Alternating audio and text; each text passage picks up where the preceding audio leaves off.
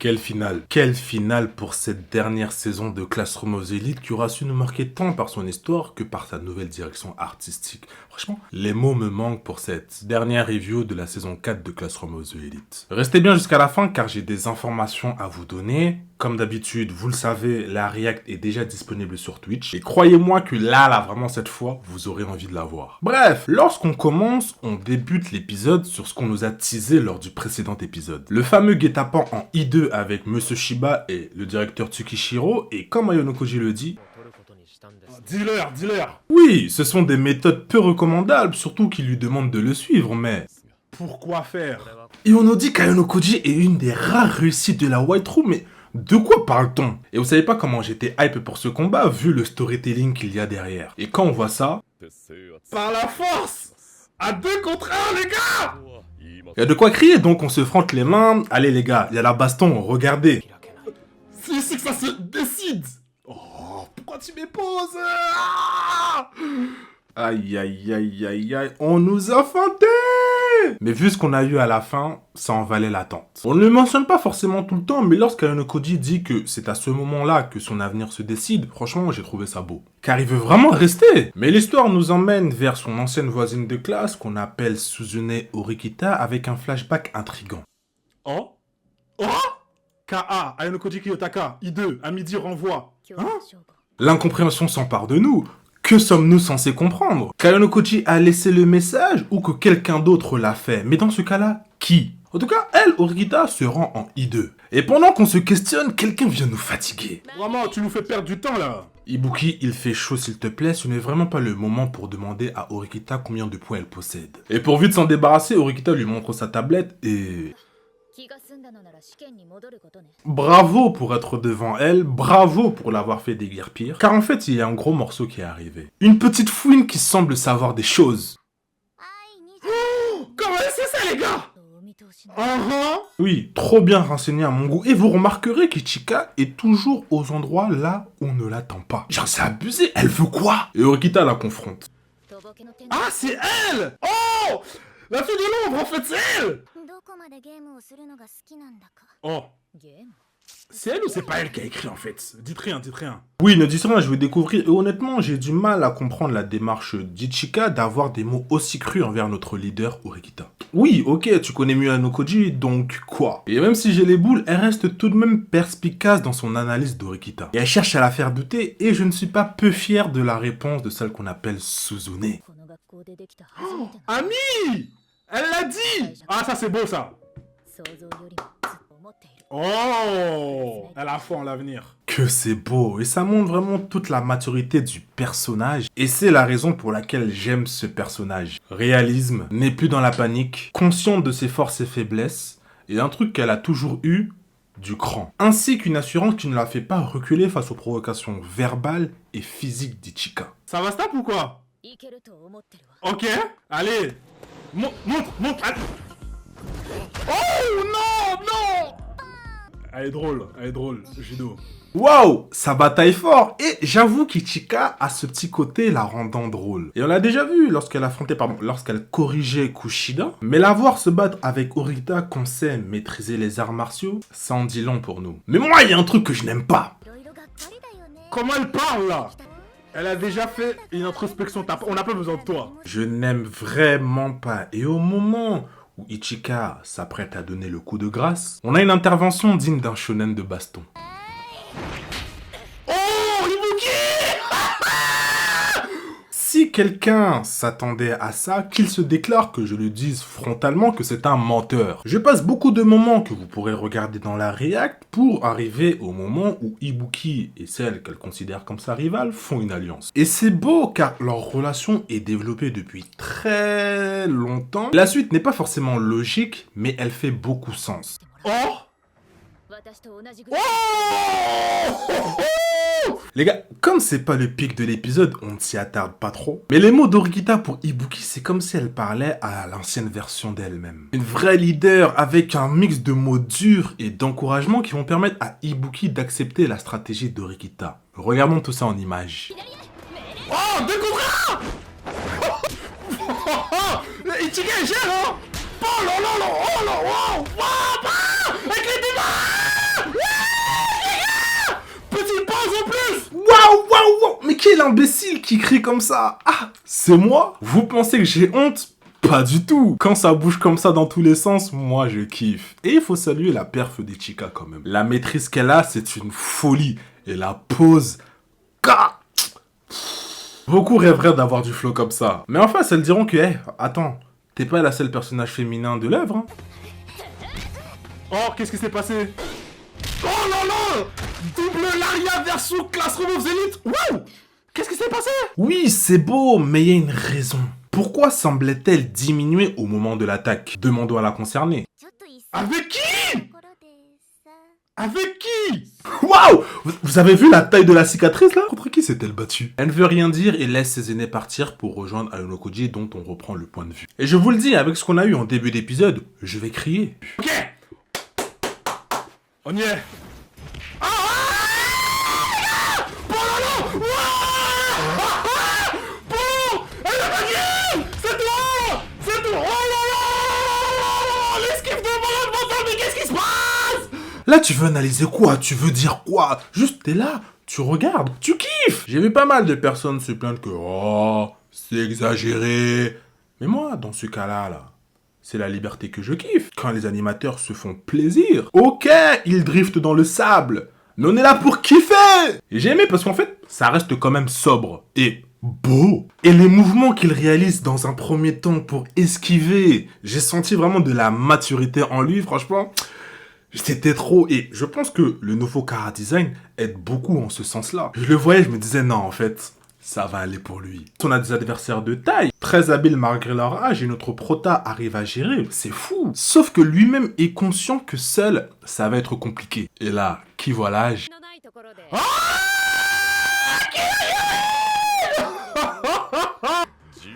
Deux coups de... Oh les gars, j'aime trop! Oh les gars! C'est les moments comme ça qui me font aimer les animés. L'arrivée de personnages de manière inattendue, j'aime trop. Et le fait qu'on nous l'a introduit plus tôt dans la saison, avec la personnalité qu'elle a, le fait que ça soit elle a un goût particulier. Pas que j'attendais une autre personne, mais j'aime bien que ça soit elle. C'est pas une sauveuse qui va énormément changer la donne, mais son assurance donne le sourire dans cette situation. Et ce qui a grandi aussi notre sourire, c'est quand Aonokoji lâche ça. 2 secondes les gars, 2 secondes. Quelle arrogance, c'est ce qui me stimule. J'aime trop, mais place à la bagarre. Ok. Ok. Oh là là. Regardez bien les mouvements, c'est oh là là. Oh, c'est beau, c'est beau. Les gars, c'est tellement beau que je peux en pleurer. Voir une si belle qualité pour une de mes œuvres favorites, je n'ai pas eu le luxe de pouvoir goûter à ça tout le temps. C'est la raison de mon excitation, mais rassurez-vous, ce n'est pas terminé. Ouf!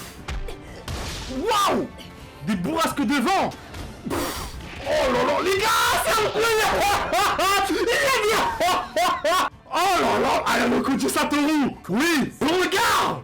C'est toi, mec! Oui, c'est toi! Tu es cet homme! Je te respecte, Aonokoji Kiyotaka! Tu mets au tapis tout le monde. Qui peut t'arrêter? Qui peut te tester? J'ai bien peur que personne ne puisse le faire. Pas même celui que ton père a envoyé pour te faire renvoyer. Mais attendez, on me dit qu'il cherche à riposter? Oh! Un taser! Comment il l'a arrêté? Je dois encore répéter ce que j'ai dit plus tôt. Qui peut l'arrêter? C'est ouf. Mais une minute, un taser? T'es directeur, mec, mince! Et c'est ici que tout s'arrête avec la venue de Shabashira et Mashima, qu'il avait prévenu en amont. Même si je me demande quand, parce qu'au moment où on le voit interagir avec eux, il ne pouvait pas savoir pour Idu, mais on retient qu'il l'a fait. Et il a aussi fait capituler Tsukishiro, qui nous informe que Ichika ne fait plus partie de la White Room. Ah, c'est comme ça. T'as plus le passeport. Mais qu'est-ce que déjà lui va devenir? C'est la question qu'on veut, c'est la réponse, pardon, qu'on veut. Mais bon, cet épisode ne nous donnera pas la réponse, mais ce que j'aimerais d'abord dire, c'est Kiryuin, bravo. Genre réellement, et au nom de tous les fans de l'œuvre, je pense que je peux le dire, tu es rentré dans notre cœur. À tout jamais. À tout jamais. Ah ben oui, maintenant tout le monde voudra en savoir plus, hein. Situation familiale. Waouh, les gars, fallait s'en remettre de ça. Hein. C'était très intense, n'est-ce pas? Surtout avec cette chaleur qui envahit la France, mais ça en valait la peine suite à ce qu'on a eu. Mais bon, on a eu un examen, donc il faut les résultats. Moi, les combats, c'est bien, mais moi, je préfère les rebondissements. À quoi est-ce que je dois m'attendre, là? Contre toute attente, la surprise ne sera pas au niveau des résultats pour moi. J'ai même envie de dire que cette fin de saison, dans les dernières minutes, ne m'a pas marqué tant que ça, hormis la discussion entre Ryuen et Sakayanagi. Oh? C'est quoi? Quel est le marché? Mais laquelle?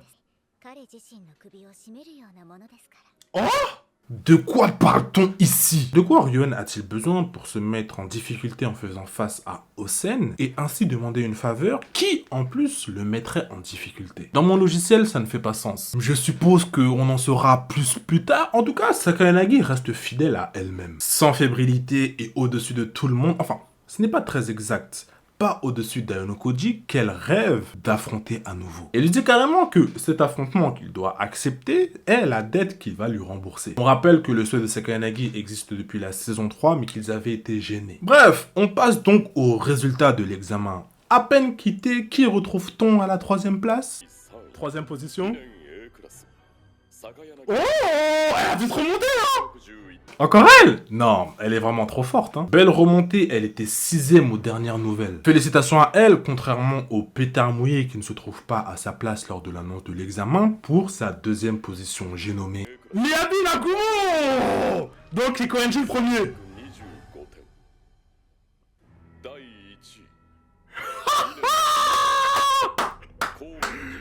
Trop fort. De 2 points, hein. Waouh, écart de 2 points. Lorsque je lirai, je pense que la tension sera mieux retranscrite. Mais Koenji, bravo. Faut le dire, tu es à la hauteur, encore une fois, des attentes et de la hype que les gens ont mis sur toi. J'ai été très surpris, surtout qu'il a fait tout ça seul. J'ai aimé. Mais dans l'euphorie de l'annonce des résultats, une info m'a échappé.